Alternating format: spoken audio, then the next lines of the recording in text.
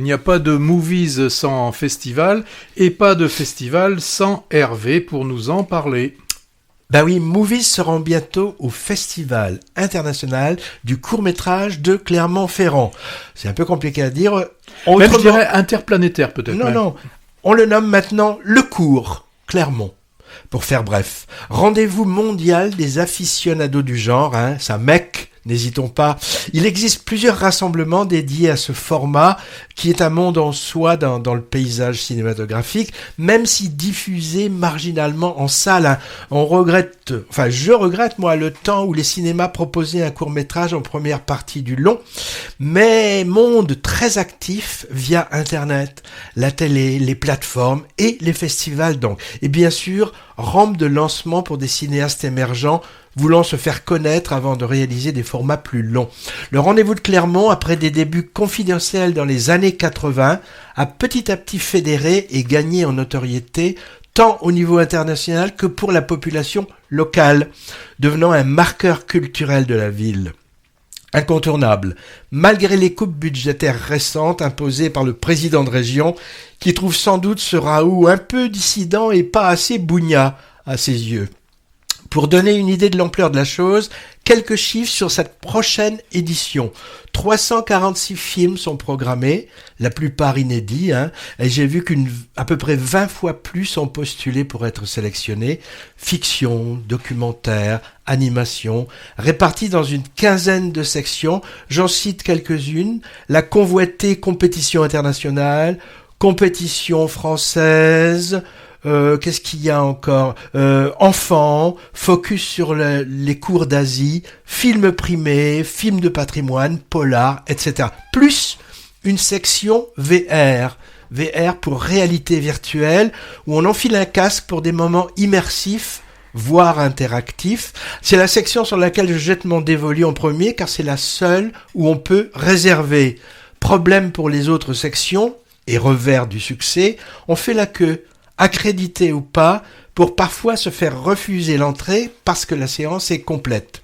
Alors ces cours sont regroupés par 3 à 10, selon leur longueur, de 1 à 30 minutes.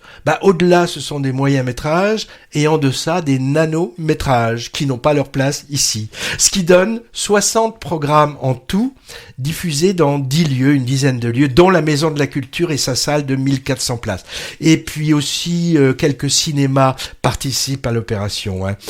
Et comme chaque programme passe plusieurs fois dans la semaine, ça nous fait environ 400 séances. Bref, pour s'y repérer dans la programmation et faire son choix, pas facile, même avec le catalogue virtuel ou sa version papier épaisse comme un ancien annuaire des PTT où chaque film est présenté. À vrai dire, moi j'irais un peu au pif, au feeling. Alors dans le cadre d'un focus sur le cinéma court venant d'Asie, un invité qui sera aussi le président du jury de la compétition internationale, c'est le réalisateur franco-vietnamien Tran Anh Ung, qui a signé L'odeur de la papaye verte en 93 et plus récemment La passion de Dobin Bouffant en 2023. Alors le cinéma, on le sait, c'est une économie, un business, on le sait pour les longs métrages, avec par exemple un immense marché du film pendant les festivals de Cannes, Venise ou Berlin. C'est la même chose pour les courts. À Clermont, on a donc un marché du film court attenant à la manifestation proprement dite. Alors c'est un grand gymnase avec des dizaines de stands de 90 pays où se voient, se vendent et s'acquièrent des films. J'ai survolé le catalogue en ligne, 8000 productions internationales des 12 derniers mois. Les acheteurs étant des chaînes de télé, des plateformes de streaming, des diffuseurs sur Internet ou des responsables de programmation de festivals, par exemple. Quelques chiffres encore. L'an dernier, près de 180 000 tickets vendus. Record à battre. Sans doute le plus populaire des festivals de cinéma français. Je compte pas Cannes, qui n'est en fait pas un rendez-vous dédié au grand public et où on n'achète pas ses places. Prix modique à Clermont. Séance entre 4,5 et 2,5 euros. 2,5 si on achète des tickets de 15 non nominatifs. Plus une gratuité par jour pour les seniors et les moins de 18 ans. Bref, c'est à la potée de tous.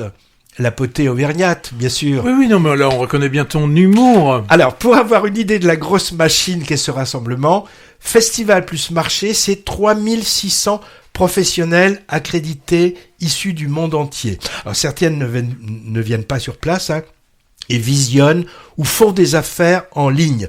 Movies ira in situ, braver le froid auvergnat, sandwich de Saint-Nectaire à la main. Je n'ai pas encore donné les dates, ce sera du 30 janvier au 7 février. Donc, ça se passe à Augusto Nemetum, c'est l'ancien nom latin de Clermont-Ferrand. Oui, on apprend des choses à Movies. Toutes les infos, programmation, agenda, billetterie sur lecours-clermont.org, auquel vous pourrez accéder facilement en cliquant sur la fiche au bas de notre podcast l'instanciné.fr.